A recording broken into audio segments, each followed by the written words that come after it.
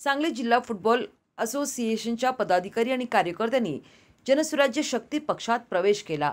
सांगली जिल्हा फुटबॉल असोसिएशनचे अध्यक्ष जग्गूभाई सय्यद यांच्यासह उपाध्यक्ष Babu Nargunde, Ramesh Metkari, New Star Football संघाचे नजीर मुजावर, प्रवीण मेटकरी, आसिफ सारवान, इस्माईल पठाण, इसाक सय्यद, जॉन बंडी, राजेश कांबळे यांच्यासह प्रमुख पदाधिकारी आणि कार्यकर्त्यांनी जनसुराज्य पक्षात प्रवेश केला। जनसुराज्य पक्षाचे प्रदेशाध्यक्ष समित कदम यांनी प्रवेश केलेल्या पदाधिकाऱ्यांचा सत्कार करून त्यांचा पक्षाचा गमछा देऊन स्वागत केले। प्रारंभी पक्षाचे ज्येष्ठ नेते महादेव अण्णा कुरणे यांनी प्रास्ताविक केले, तर माजी नगरसेवक आनंदा देवमाने हेही उपस्थित होते। माजी नगरसेवक देवमाने यांनी समित कदम यांनी प्रभागाच्या विकासासाठी मोठा निधी उपलब्ध करून दिला आहे।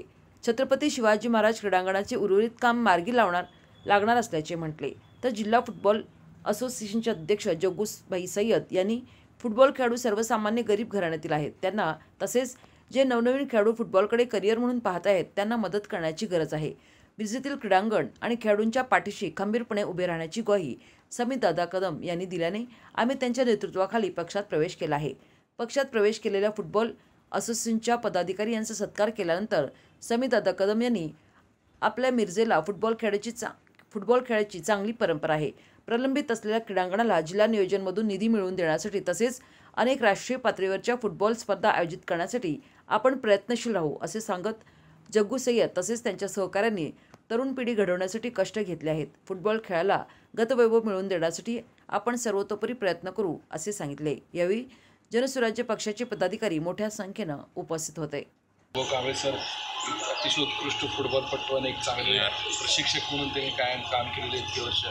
या सगळ्यांनी एकच मागणी आज त्या ठिकाणी केली की फुटबॉलच्या या खेळाडूंसाठी एक अत्यावश्यक असं हे शिवाजी स्टेडियमला करण्यात यावं आणि इथनं पुढच्या काळामध्ये राष्ट्रीय स्तरावरच्या फुटबॉल स्पर्धा ज्या आधी चालू राहायच्या त्या पुन्हा अशा चालू कराव्या अशा पद्धतीची मागणी त्यांनी केलेली आहे। तर मी या ठिकाणी आज या सगळ्यांनाच ग्वाही देतो, लवकरच आपली क्रीडा मंत्र्यांची त्या ठिकाणी बैठक करून आणि नगरविकास मंत्री एक चांगला भरीव तरतुदीचा निधी, त्याचबरोबर राज्यामध्ये ज्या ह्या सगळ्या वेगवेगळ्या स्पर्धा चालू आहेत चषक वगैरे, त्या स्पर्धा निर्जित आणण्याचा प्रयत्न फुटबॉलच्या माध्यमातून आपण सगळेजण केला पाहिजे, करूया आपण।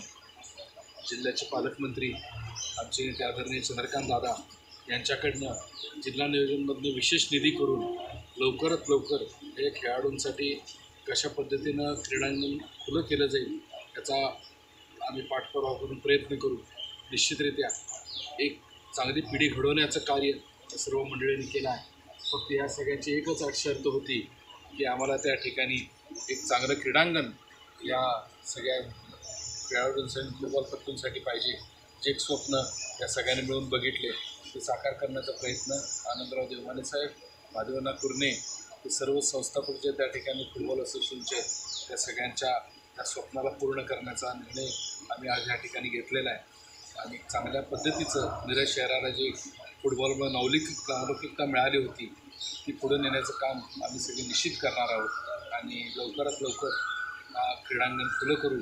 आज मी जग्गूभाई आणि देवमाने साहेब, महादेवांना विनंती करतो की त्यांनी सगळ्यांनी एक आराखडा तयार करावा। तो आराखडा आपण मुख्यमंत्र्यांना त्याचबरोबर सगळे स्थानिक लोकप्रतिनिधी आपण एक चांगल्या पद्धतीचं क्रीडांगण कसं तयार केलं जाईल याचा प्रयत्न आपण सगळेजण करूया आणि लवकरच हा क्रीडांगण खुलं कसं होईल त्याचा प्रयत्न करूया। आणि पोरं पुढं जातील सुमितदादांच्यामुळं।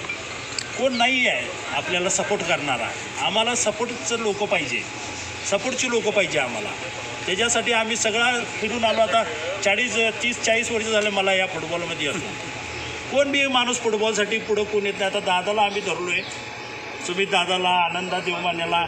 आता आम्हाला एक हे पाहिजे म्हणजे माणूस म्हणजे आम्हाला सपोर्ट करण्यासाठी, म्हणजे बारकी पोरं आमची स्टेटला नॅशनलला म्हणजे पुढं जायला पाहिजे। त्यांना आधार नाही म्हणून ती पोरं सगळी गरिबाची पोरं सगळी पाठीमागे सरकतात। मी एकटा मदत तेवढा करू शकत नाही, मला सपोर्ट राहिला आनंदाचा, दादाचा, म्हणून आम्ही काय केलं आता दादाच्या माध्यमानं आम्ही जनस्वराजमध्ये प्रवेश केलो आहे।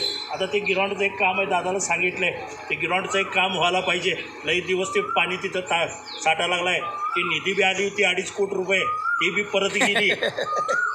आता कुठं आली कुठे गेली काय माहिती बी नाही ते मला। आता परत गेली, ते दादाला तेवढंच आश्वासन देतो तेवढी निधी तेवढी घेऊन या आणि तेवढं ते आनंदाला देऊन तेवढं ते गिरवणचं पाण्याची व्यवस्था तेवढी आम्हाला सुलभ करून द्या. नाही तर तिथं आम्ही तिथं काहीच नाही म्हणून आम्ही ह्या वर्षी लीग सामने आम्ही बीपेडला घेतलो की बंदिस्त नाही काय नाही, पाणी नाही, लोक येतात, गंजडी लोक येतात, खेळतात, करतात. त्याच्यामुळं आम्हाला ते नको म्हणून आम्हीच जातो आहे.